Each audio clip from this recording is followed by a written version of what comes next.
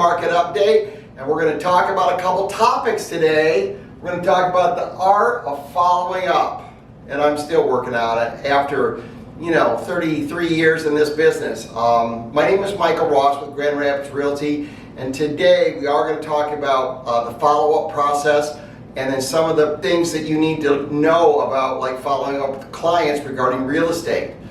I like to start with saying that job of following up and providing customer service is perhaps one of the most arduous jobs in real estate.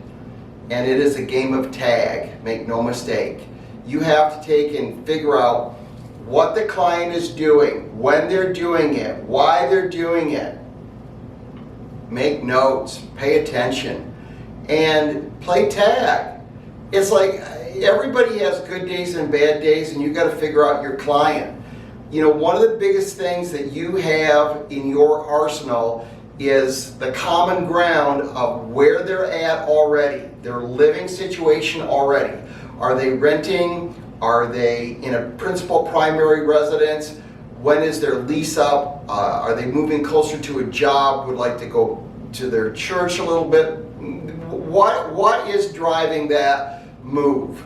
And to follow up, you have to build rapport, have conversation, and a reason to call. The next thing that I'd like to talk about is the right psychological moment. Oh boy, that'll just really stop you. Pick up the phone, be present, get that story out of your head, and call that client. That's the best advice that you're going to hear, because it's like you don't want to wait for the right psychological moment to speak to somebody, because it's like that is a story. It is in your head, and you want to just reach out, be present, have fun, talk about the weather, and figure out a tentative time. The next thing about an appointment is that in any situation, you want to make sure that you've got a tentative appointment, a callback date. You've established what you have in common with that individual, a tentative appointment.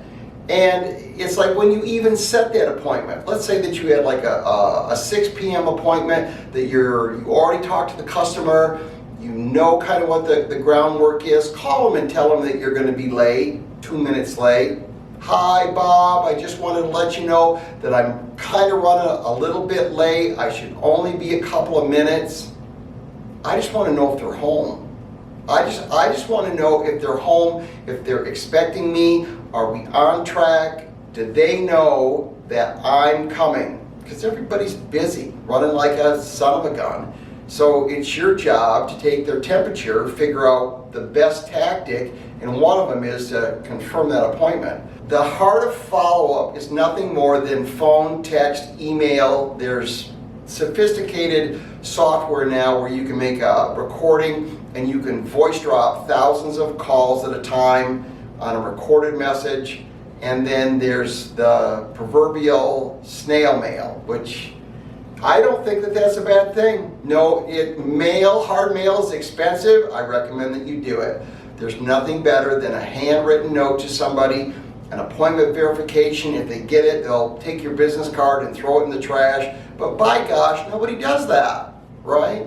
So you can call them on the phone. You can also text them before the appointment or the day before the appointment. A lot of hospitals and dentists are doing that the day before the appointment. It's really good practice. You can email people and reach out to them.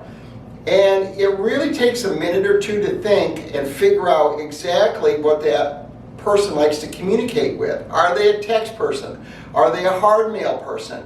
Some of that is age and demographic and all that, but you'll phone, text, email, voice drops, and hard mail. Those are your principal bullets that you're going to attack that problem with. Take good notes about the reason why they're moving in the first place. That really is the art of follow-up, because it's like you're generating a relationship and a reason to call those folks, aren't you? Sometimes it takes years. Sold real estate since 1985. Some of the people that I first sold homes to way back then, I'm still following up with those people. Yes, it's true. Christmas cards, birthdays. I mean, how can you make up an excuse that's legitimate to reach out to that client and they know that you care or that you're just making a laugh? Make it fun for yourself. I mean, I really have a lot of interest in a lot of the people that I follow up with. You know, not only do I get to make money, I get to catch up with folks in the Gap. It's fun. Good language, good memorized language. Just let me ask you a question tentatively. Are you available Monday or Tuesday? What's your latest day? When do you typically like to get together? That language is invaluable. Please, for gosh sakes, figure out what you want to say.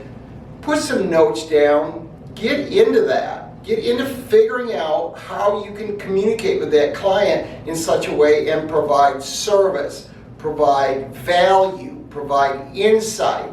I mean, you have a very big responsibility. I really feel that it is in your best interest to do something great for that client and for yourself. My name is Michael Ross at Grand Rapids Realty. I've been providing personalized service in the Grand Rapids area since 1985. If you found this valuable, please share it, smash the like button. I really do appreciate genuinely that you watched this video. Thank you very much.